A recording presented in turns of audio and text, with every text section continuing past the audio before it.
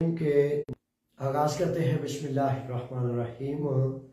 सलाम और दुआओं के बाद ऐसा है कि सवालात हैं आपके, इमिग्रेशन कानून क्या कहते हैं। इसमें एक बहुत ज्यादा अहम चीज है, इब्तिदा में बताता चलूं कि 3 साल वाला 7 साल वाला कानून चूंकि बंद है और सिर्फ आदिया अरगासिया का यूनान के कुछ इलाकों में जरी भेड़ बकरी गाय भैंस फिश फार्म वगैरह इन फार्म्स पर सिर्फ और सिर्फ कुछ इलाकों में आदिया अरगासिया बन सकता है। वो एक वायद रास्ता है, या उसके अलावा अगर कोई रास्ता है तो 3 वो कवानीन है जो मुसलसल बड़ी मुद्दत से चल रहे हैं। यानी कि अगर किसी रेसिस्ट ने फासिस्ट ने आप पर हमला किया और मुतसबन की वजह से हमले, यानी कि आपके रंग नस्ल मजहब की वजह से आपको ज़दोकोब किया गया, टॉर्चर किया गया, तो उस बुनियाद पर आपके लीगल पेपर्स बन सकते हैं। 1 सेंट 1 पाई नहीं लगता और फ्री में 10,000 यूरो भी देने से जो पेपर्स नहीं बनते वो टोटल फ्री ऑफ कास्ट आपके पेपर बन सकते हैं। लेबर एक्सीडेंट या रोड एक्सीडेंट में भी मुख्तलिफ मराहिल करने के बाद इंसानी हमदर्दी की बुनियाद पर पेपर्स बन सकते हैं। बीमारी वो जिसमें आपको एफ का अनापीरिया में डाल दे, यानी कि आप बीमार है और बहुत बड़ा अर्जा है कोई, जिसकी वजह से एफ का की एपिट्रोपी आपको सर्टिफिकेट जारी करती है कि ये बंदा काम करने के काबिल नहीं, तो वो अफराद भी ये 4 अक़साम ये और 5वीं जो है आदिया अरगासिया की सिर्फ और सिर्फ ये अक़साम है जिन पर आपके लीगल पेपर्स बन सकते हैं।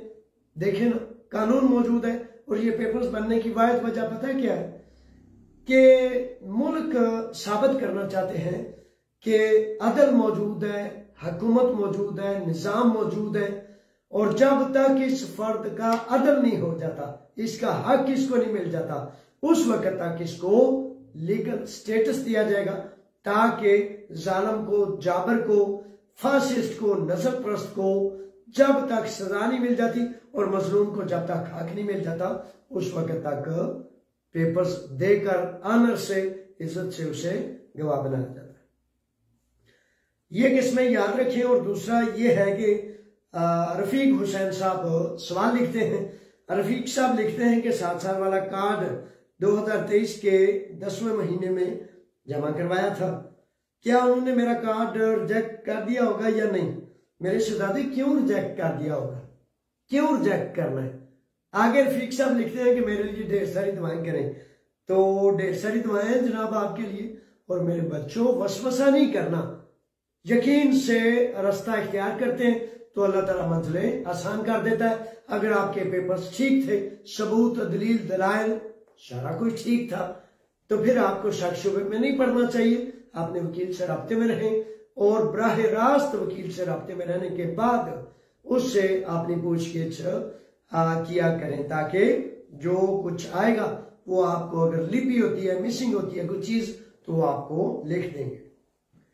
शुजा साहब हैं, शुजा साहब लिखते हैं कि सर मेरे 3 साल पूरे होने के लिए सिर्फ 10 दिन रह गए, तो इससे पहले मैं 3 साल वाला कानून बंद हो गया, आपको लगता है कि कोई नया कानून आएगा? मेरे बच्चों, मेरे शहजादों, अल्लाह करे कि कोई नया कानून आ जाए।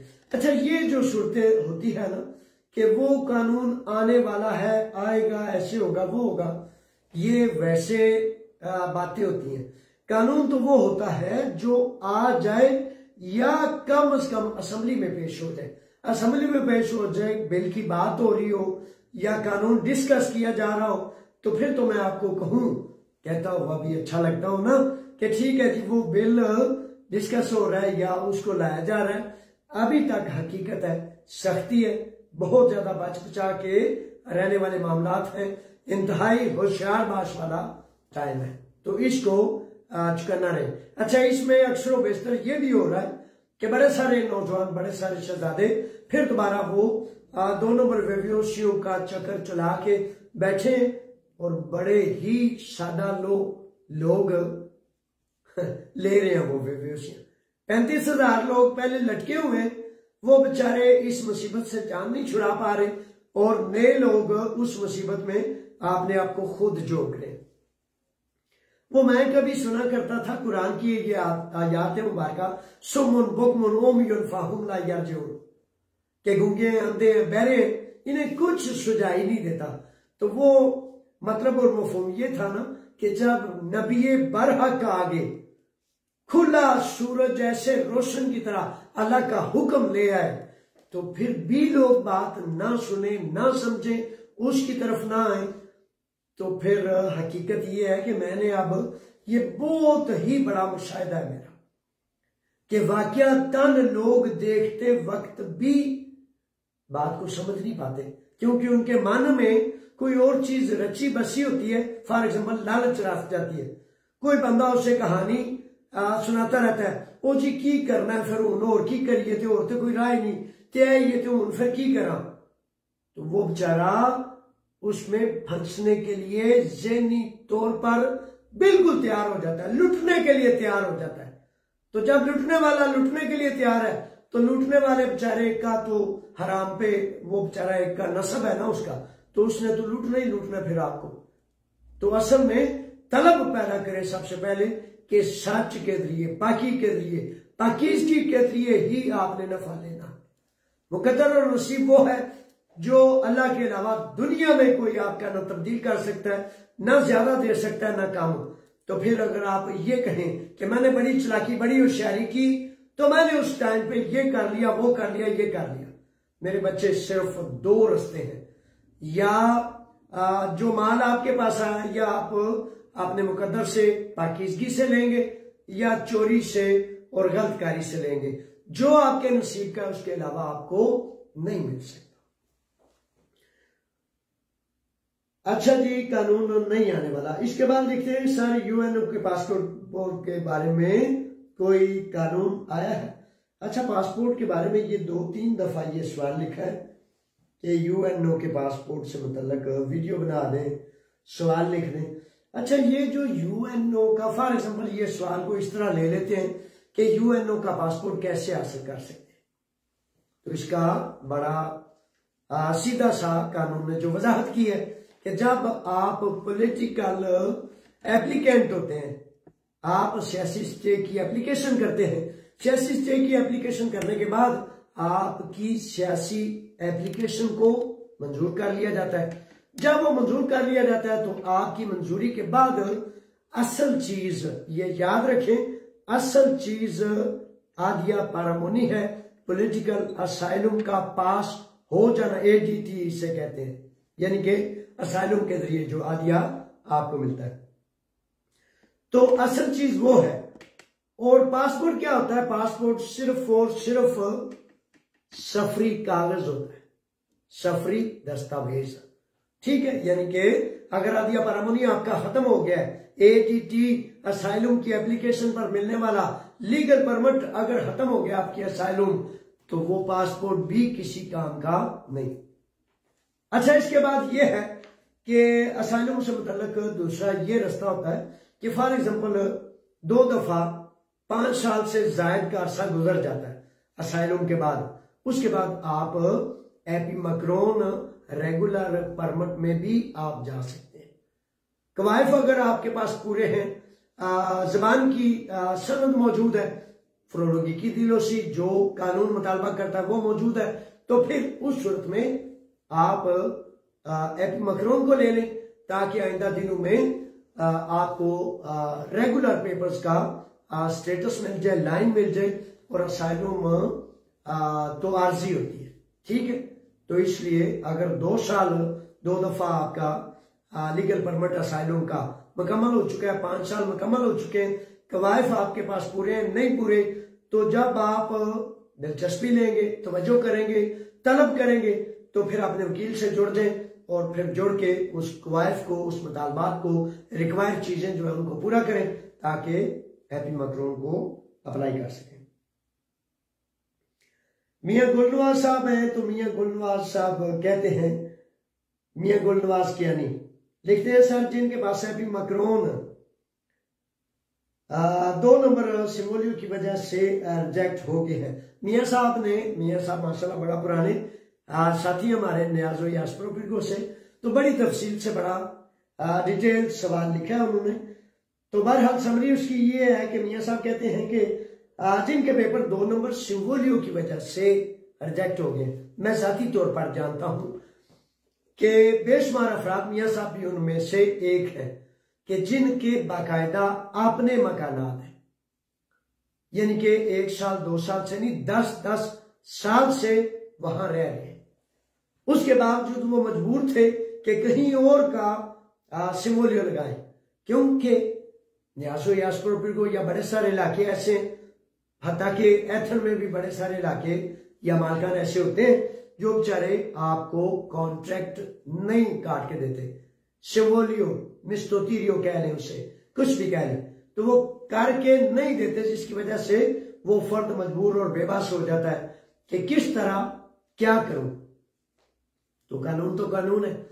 आपकी बेबसी तब साबित होगी जब आप मालिके मकान पर पर्चा दर्ज करेंगे कि भाई 10 साल से मैं इस मकान में रह रहा हूं, तो ये अब अगर मुझे नहीं देता तो उसका हल और चारा, गुनाह कसूर उस मालिक का, मेरा नहीं।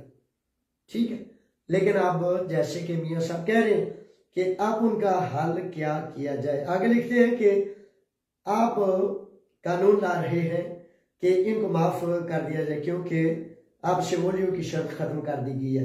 बेशुमार मामलात ऐसे हैं जो इबहाम में है। सिमोलियो आप भी मांगा जाता है, सिमोलियो आप भी देखा जाता है। ये तो लाजिम है ना कि आपका एड्रेस कौन सा है, आप रहते कहाँ हैं। तो कुछ पेरिफेरिया आप भी सिमोलियो लेते हैं, कुछ पेफ्तिनी दिलोसी से काम चला लेते हैं, सिर्फ एड्रेस पता मौजूद होना चाहिए। अच्छा, इस सिलसिले में ऐसा है कि क्या इनकी माफी हो सकती है? तो माफी मियाँ साहब आपको या जितने भी अफराद हैं, बड़े बड़े सीनियर, बड़े बड़े पुराने, क्रोपी में भी बड़े बड़े पुराने नमाजी परहेजगार अफराद के भी इसी वजह से पेपर्स रिजेक्ट हो गए। फॉर एवर था, 10 साल का था, 3 साल का था, किसी भी किस्म का, तो 2 नंबर सिमोलियो लगाने की वजह से पेपर्स को रिजेक्ट कर दिया गया। काफियों की अदालतें क्लियर हो गई हैं, पास हो गई हैं। ये इत्मीनान रखें कि अगर कानून आ जाता है, शामिल हो जाता है, तो उस कानून को किसी के कहने के बगैर शामिल कर लिया जाता है और फिर वो आपके लिए अमलदारी में आ जाता है। तो मेरे लायक भी जो कोशिश है, कावश है, मैं भी वो करूंगा। बाकी सारे अफराद सुन ले तवज्जो से, हरगिज कभी भी 2 नंबर कोई भी सबूत दलील नहीं लगाना। क्यों? मेरे बच्चों, मेरे शहजादों, काबिल सद एहतराम छोटे और बड़े बहनों, बेटियों, नौजवानों, पहले रिकॉर्ड का काम होता था। अब विद 1 क्लिक जो है ना, आपका डेटा, आपका सबूत, आपकी दलील 1 सेकंड में पेरिफेरिया के सामने होता है। यानी कि उनको पता चल जाता है आपका ये मोबाइल, आपका ये फोन, आपके पास आलात ऐसे हैं कि वो रोजाना बताते हुए होते हैं कि आप चल कहां रहे हैं, काम क्या कर रहे हैं, किधर जा रहे हैं, किधर आ रहे हैं। तो इसलिए 2 नंबरी नहीं करनी। इस पर डबल सजाएं भी है और फौरी तौर पर आपकी गर्दन भी पकड़ी जाती है। आप इसमें शायद ही कोई ऐसा 2 नंबर हो जो गुजर जाए, लेकिन आम 2 नंबर बिल्कुल 99% नहीं गुजरते, पता लग जाते। इसके बाद सवाल देखते हैं जनाब। अजहर किसाना साहब है। अजहर साहब लिखते हैं कि मुझे 5 साल के बाद अदालत के फैसले पर पेपर मिल गए, अच्छे की उम्मीद रखें। ये इतना है अजहर साहब ने की है कि भाई मुझे तो 5 साल मुसलसल अदालत करने के बाद भी पेपर्स मिल गए, अच्छे की उम्मीद रखें। ये वाकई दुरुस्त बात है। किसी भी किस्म का कोई मसला है, किसी भी किस्म का कोई मामला है, आपके पास जो कुव्वत है वो फोकस करने के साथ, फुल कंसंट्रेशन के साथ आपने अपने वकील से, अदालत से, कानून से जुड़ना है। तो अदालत और कानून आपका रास्ता हमवार इंशाल्लाह कर देंगे, अगर आपके पास सबूत दलील मौजूद है। शायद लिखते हैं 3.5 साल वाले कानून पर पाकिस्तान कितनी देर रह सकते हैं। शायद मेरे शहजादे ये जो 3 साल वाले पेपर्स हैं इन पर माहिरीन कानून यूनान इमिग्रेशन वो कहते हैं कि इब्तदा में आप एहतियातन 2 माह रहें। इसमें उन्होंने वजाहत नहीं की कि आपने कितना अरसा रहना है। जर्नल वजाहत मौजूद है कि 6 माह से 1 दिन भी जायद अगर कोई फर्द रहता है तो उस पर ऑब्जेक्शन है और उस पर एतराज है और उसके पेपर रोके जा सकते हैं। 2 माह 3 साल वाले पेपर पर आप रहें एहतियातन, तो आइंदा चलते चलते अल्लाह ताला खैर करे। और ये है सूरत-ए-हाल। एपी मैक्रोन जो है अदिया परामोनी उस पर आप 11 माह भी मुसलसल एक दफा जाके रह सकते हैं। बाकी तमाम अकसाम के जितने भी लीगल परमिट्स हैं उन पर 10 साल के लीगल परमिट पर भी ये 6 माह की पाबंदी आयद होती है। पहले इस पर एक और शर्त थी लेकिन अब यही कर दिया गया है। फॉर एवर पर बेशुमार लोग 2-2 साल भी रहे, 3-3 साल, 5-5 साल भी रहे। फॉर एवर का अलग मसला है लेकिन कानून की जनरल वजाहत यही है। आमर आगे जनाब आमर कहते हैं कि 9 माह सीजनल पर 3 साल वाला कार्ड कैसे ले सकते हैं। वीजा पर आगे जो 1 साल वालों को मिलता है। अच्छा मेरे शहजादे ये जो वीजों पर आते हैं मेरे शहजादे मेरे बच्चे, TRC का लफ्ज इन्होंने बड़ा अच्छा याद कर लिया हुआ है, सारे लिख देते हैं TRC। अच्छा तो सादा लफ्जों में कार्ड कह रहे हैं, लीगल कार्ड जो जारी किया जाता है 3 साल की मुद्दत का, 5 साल का, 2 साल का। इसमें ये आप एक बात से नशीन कर लें कि कार्ड तो मिलना ही मिलना है आपको, चाहे वो 1 साल का मिलता है, 2 साल का, 3 साल का या हर साल का। इसमें जो अहम तरीन चीज है, वीजा लगते ही, यूनान दाखिल होते ही पहले हफ्ते में आपका काम जारी होना चाहिए उसी मालिक के पास। कॉन्ट्रैक्ट है ना, आपने एक वायदा किया हुआ, ना मालिक आपसे भाग सकता है, भागे तो आप कानून के जरिए उसको पकड़ सकते हैं और अगर आप भागे तो मालिक आपको पकड़ सकता है या आपके फरार का ऐलान कर देगा कि भाई इसके पेपर काट दें, ये फरार हो गया, ये मेरे पास नहीं।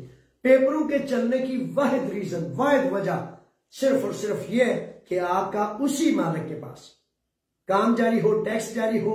और अगर 1 हफ्ता 2 हफ्ते वो नहीं करता, 3 हफ्ते 4 हफ्ते नहीं करता, तो 1 माह के अंदर अंदर अपने वकील से रजू करके करीब से मेरे बच्चों किस किस्म का, बेशुमार किस्म के लीगल परमिट्स है, वीजे हैं, कॉन्ट्रैक्ट है, तो जब तक आप अपने वकील से रजू नहीं करेंगे करीब से वो आपको मशवरा नहीं दे सकेगा। शान जनाब कहते हैं मैंने पेपर जमा करवाए थे, रिजेक्ट हो गए थे। मैंने पाकिस्तान का सफर किया था लेकिन मुझे बैन नहीं लगा, इसका कोई हाल बता दें ताकि मेरे पेपर्स बन जाए। मेरे शहजादे अगर तो 3 साल वाले या 7 साल वाले कानून में आपने पेपर्स जमा करवाए थे, रिजेक्ट भी हो गए, तब भी आप अदालत को रजू कर सकते हैं, वकील से रजू करें। और अगर बड़े सारे नौजवान, बड़े सारे बच्चे ये हर किस्म की टिक टॉक और हर किस्म की वो देखते के ना बेचारे ऐसे मन्ना बन के ना तो बैठे हुए थे, कोई कानून आ जाएगा, कोई कानून आ जाएगा, आने वाला यार, कह रहे हैं, मैंने सुना है, मैंने खुद देखा है। तो वो सुनते सुनते उधर ही रह गए, यानी कि 1 साल गुजरा, 2 साल गुजरे, 3रा साल गुजरा और सारे कानून खत्म हो गए, वो जमा भी नहीं करा सके। अगर जमा नहीं कराए तो फिर उस सूरत में 5 साल का बैन या जैसे रिजेक्शन हुई तो रिजेक्शन हो गई, 3 साल वाले पेपर्स जमा नहीं कराए तो किस चीज को आप चैलेंज करेंगे। 5 साल के बैन पर वकील चैलेंज कर सकता है, आपके इस केस को भी वकील चैलेंज कर सकता है, लेकिन अगर 3 साल वाले या 7 साल वाले पेपर्स जमा नहीं तो फिर पेपर्स मिलने का रास्ता तो बंद है। पेपर सिर्फ उनको मिलेंगे जिन्होंने 3 साल वाले कानून पर या 7 साल वाले कानून पर पेपर्स जमा कराए थे, चे जाए के उनके बाद उनके रिजेक्ट हो गए, चे जाए के उसके बाद बैन आ गया, फिर भी आस है, उम्मीद है और काफी सारे नौजवानों को पेपर्स मिल रहे हैं उस पर। इसके बाद कमर अब्बास हैं, खुशामदीद। कमर अब्बास कहते हैं जिस आदमी ने जेल काटी है उसके पेपर्स बन सकते हैं, जमा करवाए हुए हैं। अच्छा, फखर अब्बास शहजादे, जेल कानून तो ये है, अब ये जरा एक तलख बात है। कानून ये है मेरे शहजादे मेरे शेर कि 1 साल से जायद की जेल काटने वालों के लिए कानून प्रॉब्लम पैदा करता है, ठीक है।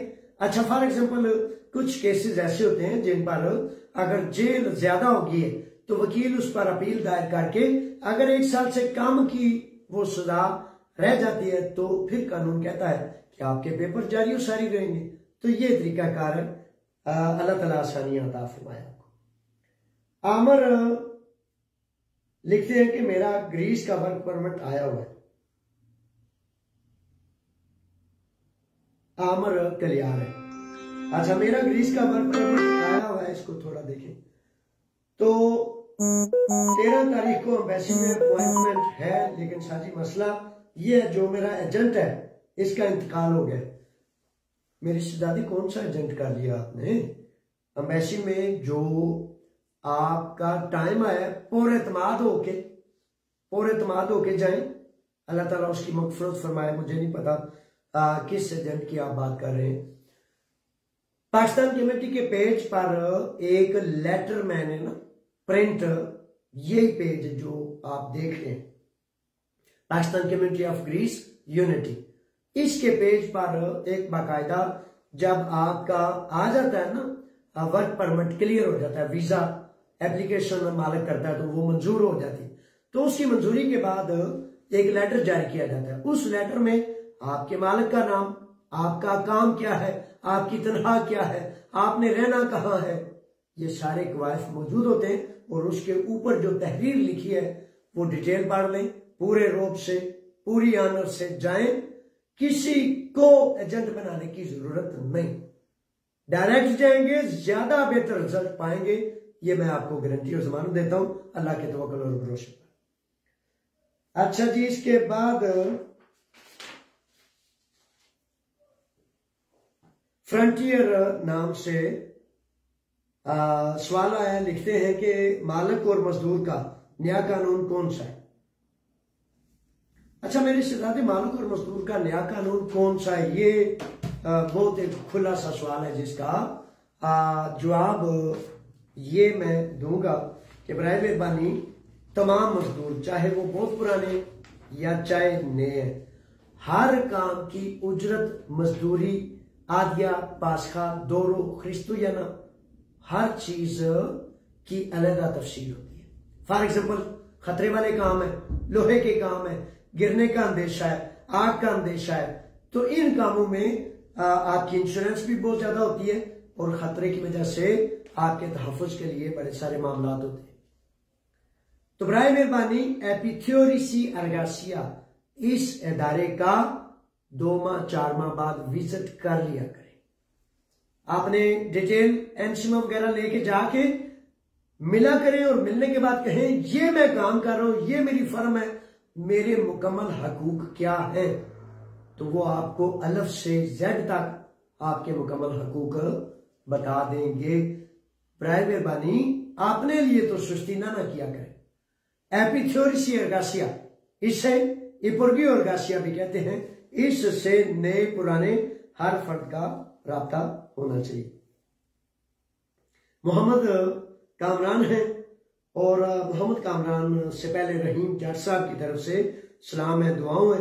अबू बकर जाट साहब है और बड़े सारे साथी हैं, मेरी तरफ से जनाब आपके लिए दुआएं हैं, सलाम है, बड़ी मेहरबानी, बहुत ज्यादा शुक्रगुजार हूं, अल्लाह ताला आपकी भी सलामतियां करे। कामरान कहते हैं कि सीजनल जरी वीजा 9 माह वाले 3 साल वाला कार्ड अप्लाई कर सकते हैं या कोई और लीगल पेपर्स रेजिडेंसी बनवाने का तरीकाकार मौजूद है। मेरे शहजादे, इसमें बार बार कहता हूं, आते ही 7 समंदर पार करने के बाद किसी ठेकेदार को मोर्दे जाम ना ठहराएं, किसी मालिक को मोर्दे जाम ना ठहराएं, आते ही मेरे बच्चों वकील अपना कर लिया करें, इसलिए कि मुसलसल जरूरत रहती है ताकि आपका आज्ञा पारामोनी कौन सा है, आपका वीजा कौन सा है, टर्म कंडीशन क्या है, मामलात क्या है, ताकि साथ साथ आपको आपकी इज्जत भी बहाल रहे, आपके हक हकूक भी आपको मिलते रहें और आपको ये सारी चीजें। इसलिए मैं ये नहीं बता सकता क्योंकि बेशुमार वीजे उनकी अकसाम जरी होने के बावजूद, सीजनल होने के बावजूद टर्म एंड कंडीशन से मुख्तलिफ होती है। इसलिए बराए मेहरबानी इनके जारी रहने का तरीकाकार जो बुनियादी शराइत है वो यही है कि आप काम कर रहे हैं, आपके एनसी में लग रहे हैं, क्वाइफ और शराइत पूरी कर रहे हैं, तो आपका इंशाल्लाह कार्ड आ जाएगा। वकार अहमद साहब कहते हैं कि मैं 2 साल यूनान रहकर आया हूं, आप दुबई में हूं, क्या दोबारा यूनान के लिए अप्लाई कर सकता हूं? अपना व्हाट्सएप नंबर दे दें। शहजादी मेरा व्हाट्सएप नंबर यही है 6943003600, लेकिन इस पे सिर्फ और सिर्फ वॉइस मैसेज या तहरीर तस्वीर भेजी जा सकती है, और जो ही मुझे मौका मिलता है तो मैं उसका जवाब आपकी खिदमत में पेश करता हूँ। बहुत ज्यादा कामों में होता हूँ तो वरना तो डायरेक्ट आपकी कॉलें लूं, डायरेक्ट आपका हुक्म सुनूं, लेकिन व्हाट्सएप पे वॉइस मैसेज भेजें। जो ही मौका मिलता है, काम से फारिग होता हूं तो उस वक्त फिर उन मैसेजेस का जवाब देता हूं। 4 से 6 बजे अक्सर बेशतर रोजाना की बुनियाद पर दफ्तर होता हूं, उस वक्त जवाब भी देता हूं। 4 घंटे तकरीबन मैं दफ्तर में होता हूं। अच्छा जी, साजिद साहब हैं और वकार में ये जो लिखा है ना यूनान का वीजा अप्लाई कर सकता हूं, बिल्कुल कर सकते हैं।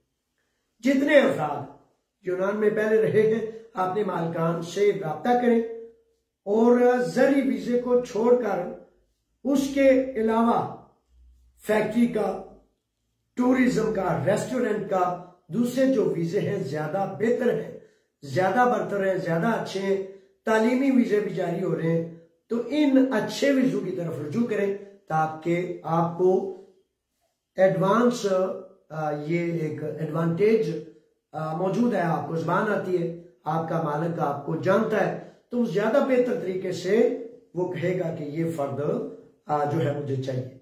पेरिफेरिया में एप्लीकेशन करेगा, एप्लीकेशन की मंजूरी के बाद आपको उस मुल्क में, दुबई में, सऊदीया में, कुवैत में, जहां भी है, पाकिस्तान से बेहतर है कि आप किसी दूसरे मुल्क में तो वहां से वीजा अप्लाई करें, क्योंकि पाकिस्तान में पता ना रिश्वत का दौर दुरानी है। ऐसे सोने सोने सूट पहनकर रिश्वत का हराम माल इकट्ठा करने के लिए रिवाज बन गया ना।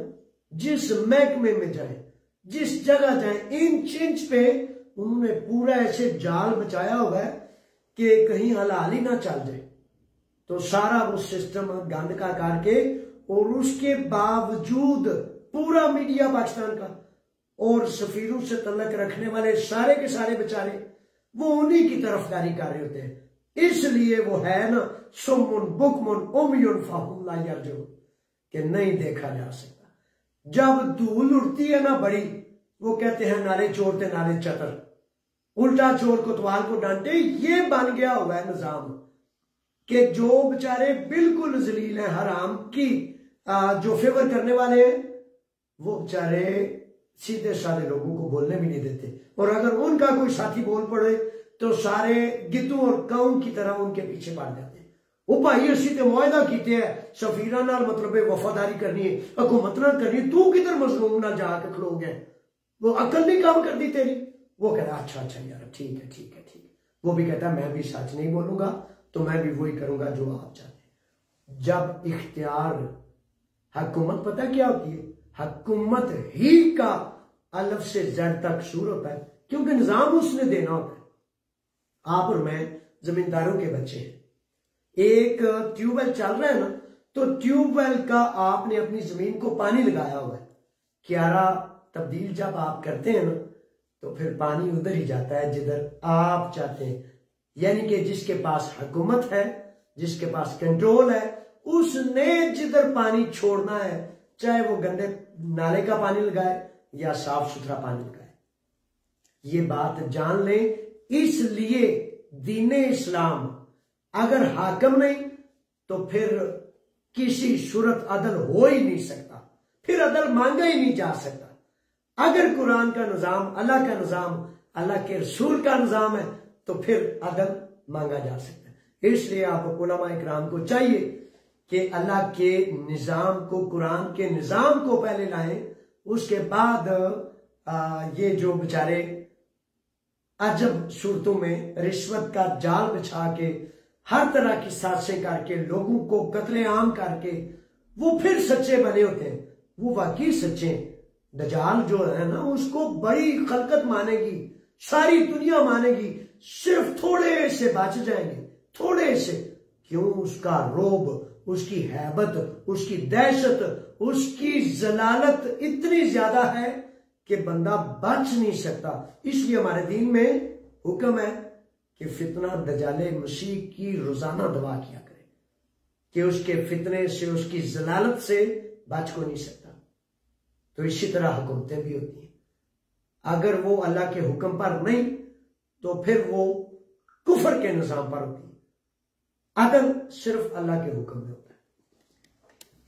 तो सबसे पहले जो है वो अदल कायम हो, अदल का निजाम हुकूमत हो, फिर अदल मांगते हैं। उससे पहले किसी जलील से, किसी बदमाश से, किसी कातल से ये करना हकीकत है, आपकी इज्जत नहीं, आपकी आनर नहीं, वो तो ऐसे ही मतलब बेस्ट और जलील होने वाला काम है। तो बदमाश से नहीं कभी अदल मांगते, ये आप नुक्ता ज़हन नशीन फरमा लें। इसके बाद साजिद साहब लिखते हैं यूएनओ में जॉब के लिए मिल सकती है।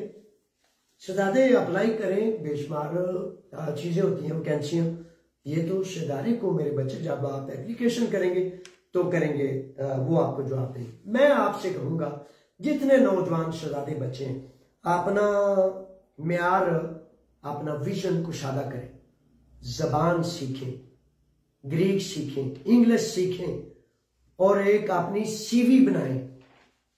आला से आला इदारों में वो सीवी दें।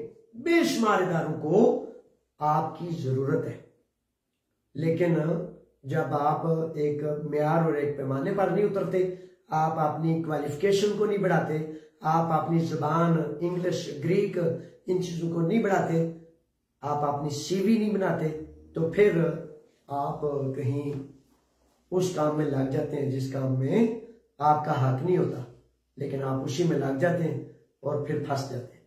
तो बिल्कुल जरूर बुलंद देखें, तो बुलंदी का जो रास्ता आपका इंशाल्लाह वो मंजिल बनेगी।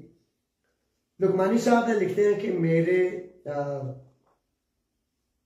मेरी बेबेहोशी को 1 साल हो गया है, अभी तक वो फिंगर नहीं आए। मेरे शहजादे, बड़े सारे नौजवानों के फिंगर्स नहीं आए और जानबूझ के इसको लेट किया जाता है। ये पॉलिटिकल फैसला है, तो इंशाल्लाह फजल तआला आप अपने वकील से राब्ते में रहें, फिंगर भी आ जाएंगे, कार्ड भी आ जाएगा, अगर आपके सबूत, दलील, दलाइल दुरुस्त है।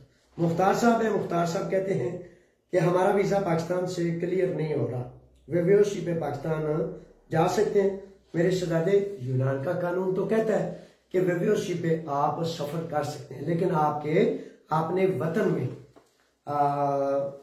मसला है कि बेशुमार लोगों को जो है वो रोक लिया जाता है रिश्वत के लिए, तो वो फिर टिकटें भी ज़ाया हो जाती हैं और फिर आगे से भी कोई पता नहीं कि आप कानून को दस्तक दें तो आपको अदल मिलने के बजाय रस्सा मिल जाए। वो पता है ना, फंदे लगाए होते हैं, चोर दौड़ने के, चोर रास्ते में ढेर सारे होते हैं। तो इस तरह अगर कार्ड आ जाए तो ज्यादा बरतर और बेहतर है आपके लिए। अच्छा, इसके बाद जनाब सवाल है, मुगलजादा आ गए जनाब, हमारे जाने पहचाने मुगलजादा अरशद बेग साहब। बेग साहब क्या लिखते हैं, 3 साल के सबूतों पर जो कार्ड हमने हासिल किए हैं, क्या रिन्यू करवाते वक्त सिमोलियो की जरूरत होगी और क्या मालिक तब्दील कर सकते हैं? मेरे दोनों सवाल का जवाब दें। अच्छा बेग साहब, ऐसा है कि ये जो आपने कहा है ना कि 3 साल वाला सिमोलियो की जरूरत नहीं, अच्छा ये एक ऐसे ना अफवाह सी फैली हुई है। 3 साल वाले पेपर्स में पहली दफा मालिक ने जो आपको लेटर दिया ना, उस लेटर के उस एड्रेस की वजह से आपको जो है वो उस एड्रेस से मुतल्लक आपको पेपर मिले। सिमोलियो मेरे शहजादो सारे के सारे लाजमी बनवाया करो। सिमोलियो बड़ी जगहों पर बहुत ही अहम किरदार अदा करता है। सिमोलियो जरूर बनाएं और इन बातों पे अभी बिल्कुल कान ना धरें कि सिमोलियो जरूरी है या नहीं। सिमोलियो बनवाएं, आपकी हर कोशिश का उसके बाद भी सिमोलियो नहीं बनता तो ये एक अलग बात है। सिमोलियो लाजमी बनवाएं। इसके बाद आपने जो लिखा है कि मालिक तब्दील कर सकते हैं या नहीं कर सकते, तो मालिक को तब्दील करने के लिए बड़ी दफा मैंने ये बताया कि हमारा दीन भी कहता है कि जिसका अहद नहीं उसका कोई ईमान ही नहीं।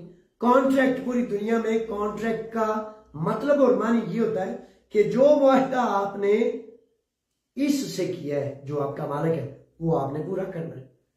तो अगर तो मुआहदा 1 साल का, उसके बाद आपका कार्ड आ गया, कार्ड आने के बाद जो है आप चले गए हैं, तो वेल एंड गुड, मसला नहीं। अगर आपका मालिक, आपका मुआहदा जारी है और आपका मालिक भी मुतसब है या कुशादा दिल का नहीं या टेंशन देने वाला है या बाकायदा आपको कहता है कि अगर तुम गए तो मैं तुम्हारे पेपर बंद करा दूंगा, इस सूरत में बेहतरीन सूरत ये होती है कि अगर तो मालिक आपको काम से फारिग कर देता है, अपॉलिसी कर देता है, तो उससे इत्मीनान है कि आप काम चेंज कर लें, क्योंकि उसने कह दिया कि उसके पास काम मौजूद नहीं। कार्ड आ गया तो उस सूरत में भी कॉन्ट्रैक्ट मुकम्मल हो जाने की सूरत में आप दूसरी जगह काम कर सकते हैं।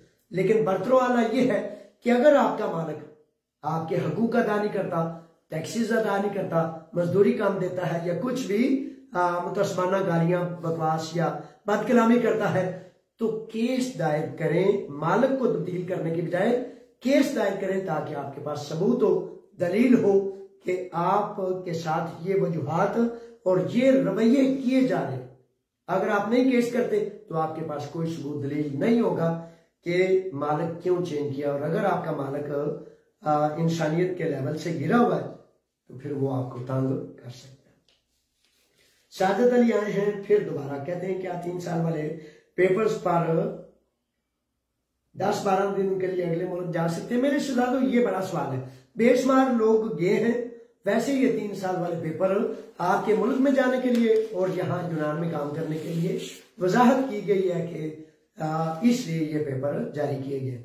अच्छा, चूंकि यूरोप डोमेस्टिक है, यानी कि यूरोप एक जोन है, बाहर नहीं है, तो जिसकी वजह से बेशुमार लोग गए भी हैं, जाते भी हैं, खैर खैरियत से चले जाते हैं, खैर खैरियत से आ जाते हैं, लेकिन इसमें कानून की कोई वजाहत मौजूद नहीं। अच्छा जी, ये यूनान का एक लाडला शहजादा है, तो वो लिखता है सर मैंने दिसंबर में 3 साल वाले पेपर जमा करवाए हैं, इसका कोई हल है? दिसंबर में कराए हैं तो क्या यानी कि मसला है आपको?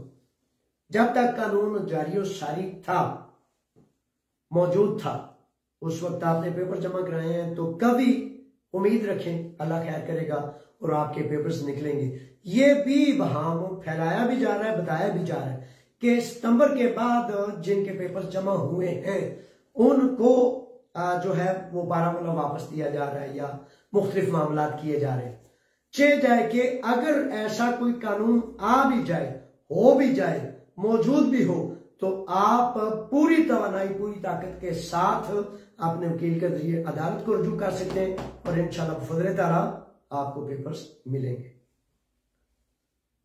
अच्छा जी, इसके बाद सवाल है 2025 में पाकिस्तान जाकर 2024 में वापस आया, आ सकते हैं 26 में?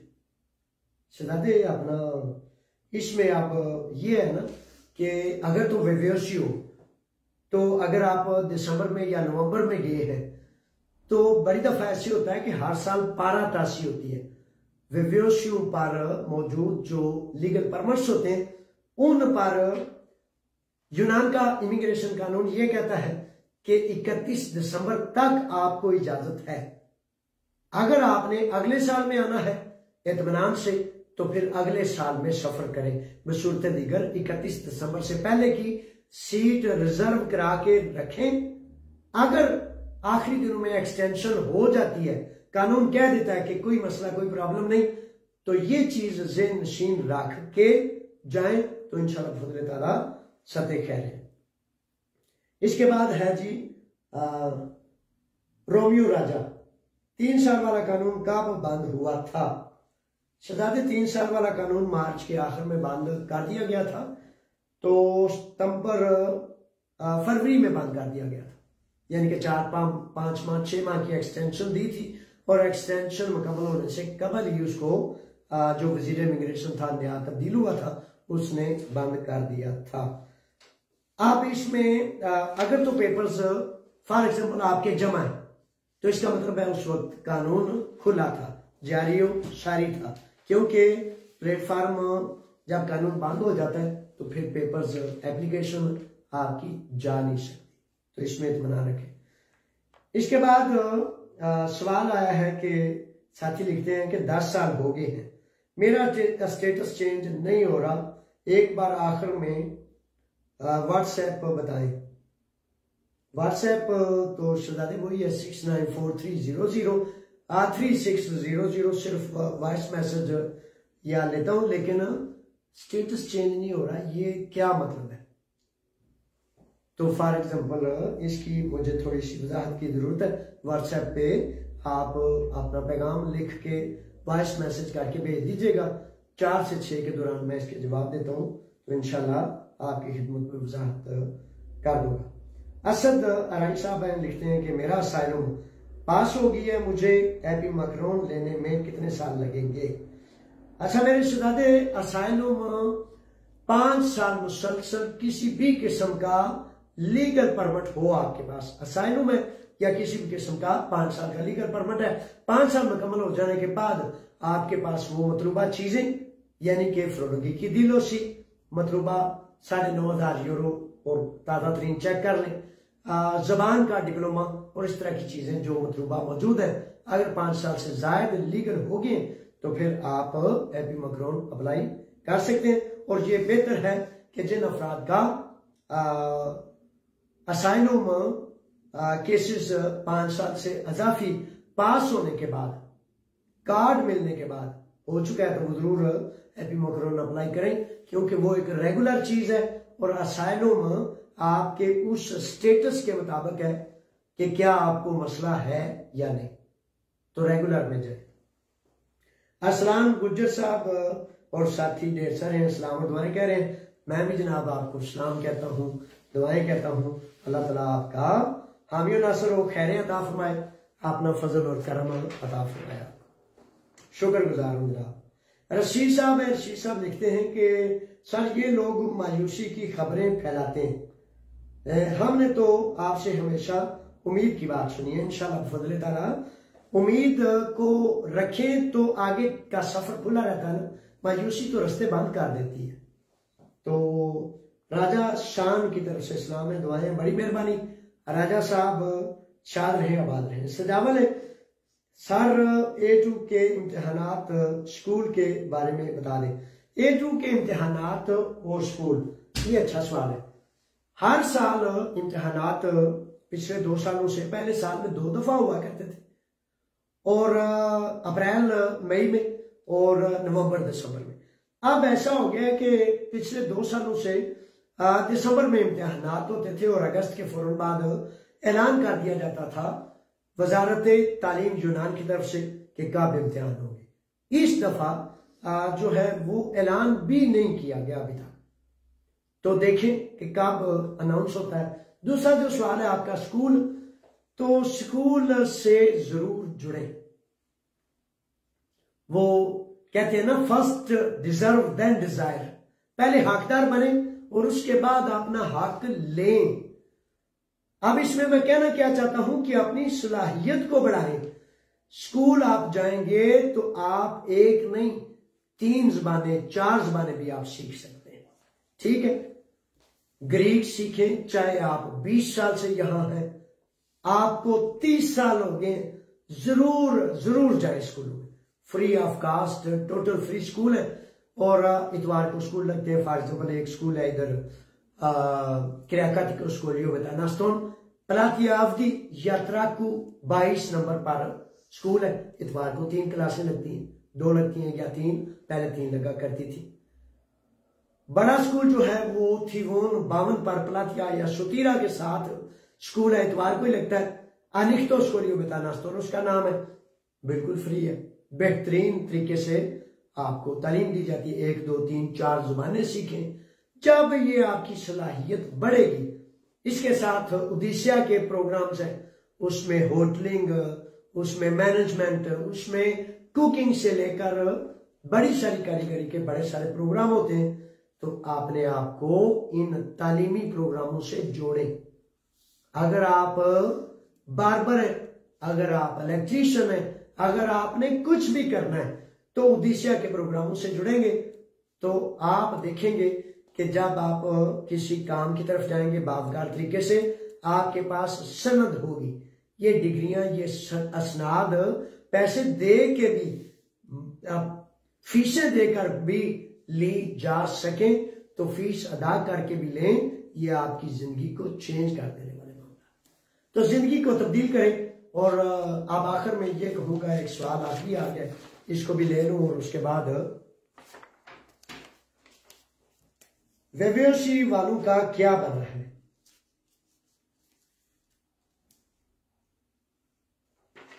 अच्छा, वेव्योसी वालों का क्या बना है? वेव्योसी वाले कौन से? वो जिन्होंने 2 नंबर वेव्योसियां ली हुई हैं, या अब उनका हकीकत तो यह है कि एक बड़ा लंबा चौड़ा मसला है। हमने एक केस भी दायर किया हुआ है और वो केस भी चल रहा है। हर एक ने अपने अपने वकील के जरिए अपनी 5 साल बैन या मुख्तलिफ मामला पर केसेस दायर किए हुए।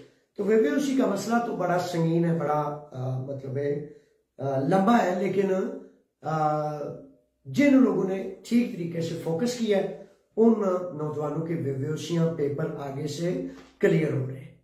ये एक बड़ी खुशाइंद और अच्छी बात है।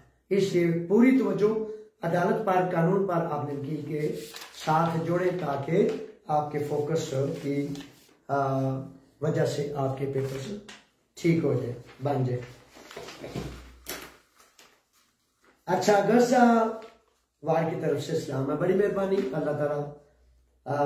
ये गजा में हकीकत है कि बहुत जुल्म की एक दास्तान लिखी गई और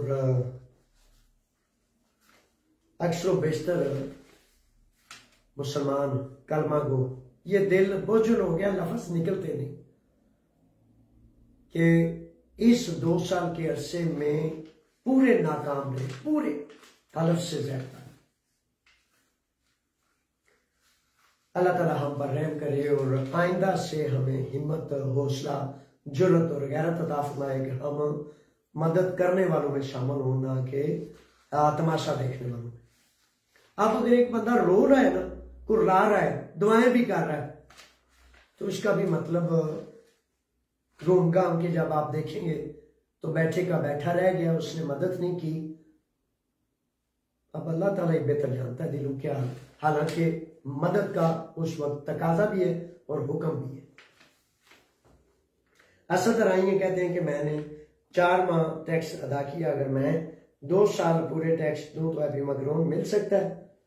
अच्छा शहजादे, आपने टैक्स देने, ज़ाहिर फरोलगी की दिलोसी जो सालाना होती है ना, आप ऐसा करें, आप किसी करीब तरीन वकील के पास पहुंचे जिससे आपके पास पेपर होते हैं।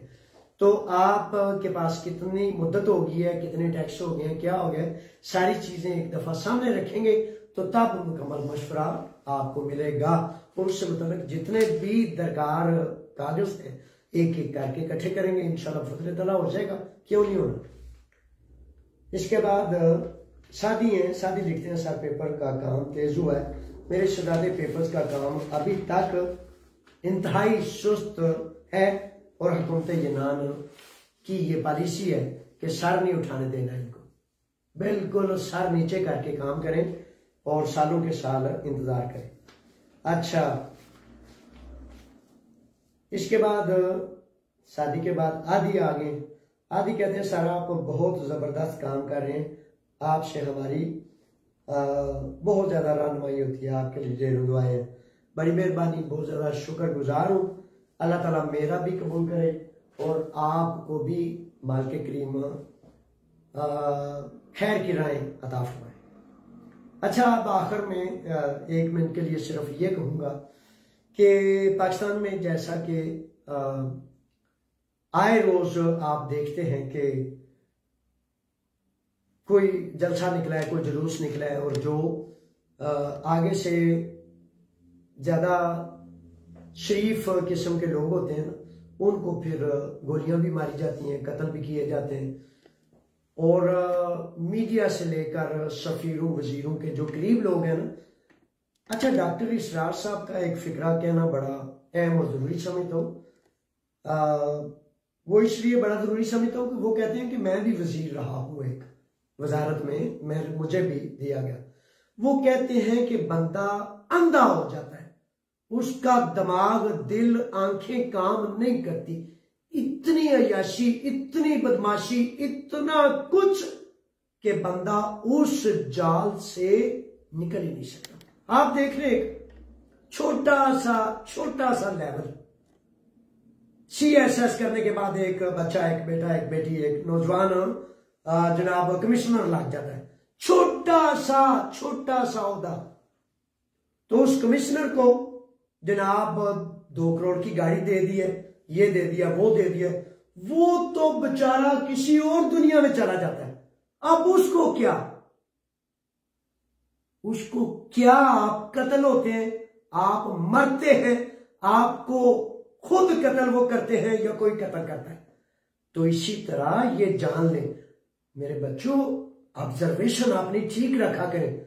आप देख लें यहां यूनान में, यूरोप में, पाकिस्तान में पुलिस का एक दलाल जिसकी कोई इज्जत, कोई कदर, कोई उसका लेवल होता ही नहीं, दलाल, टाउट जिसे कहते हैं।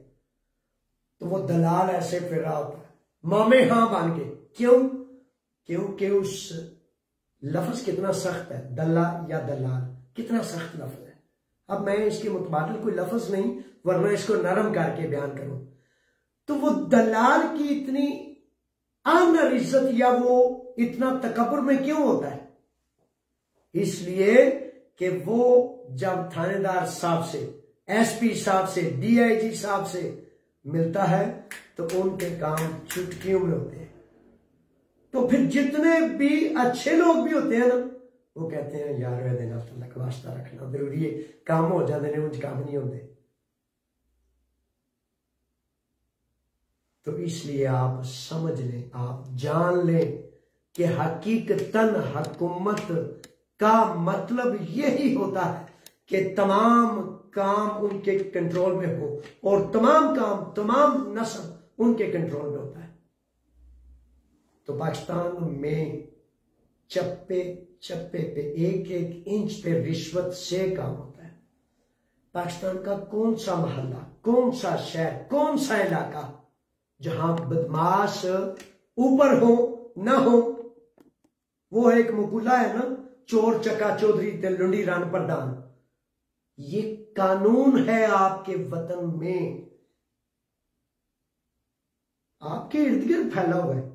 यानी कि आप अंधे भी हैं ना, तो तब भी आप अगर समझना चाहें तो ये समझ सकते हैं। आप इतना खुला बदमाशाना सिस्टम है, निजाम है, और उसके बावजूद बेशुमार शरीफ नफ्स लोग भी, अच्छे लोग भी, वो कहते हैं देखें जी ये शादी है, देखें जी ये ड्रामे कर रहे हैं।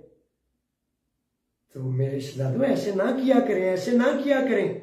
आप गाड़ी के ड्राइवर हैं और पीछे बैठा हुआ अगर फॉर एग्जांपल आपको कोई बात कर देता है, कह देता है कि जनाब वो थोड़ा तेज चलाएं या खतरनाक गाड़ी ना चलाएं, या दाएं हो या बाएं हो, या इस तरह ना करें, रोड के ऊपर चलें, आपकी लाइन नहीं है, लाइन को क्रॉस ना करें, तो ड्राइवर जो है उसने ही गाड़ी को कंट्रोल करना है।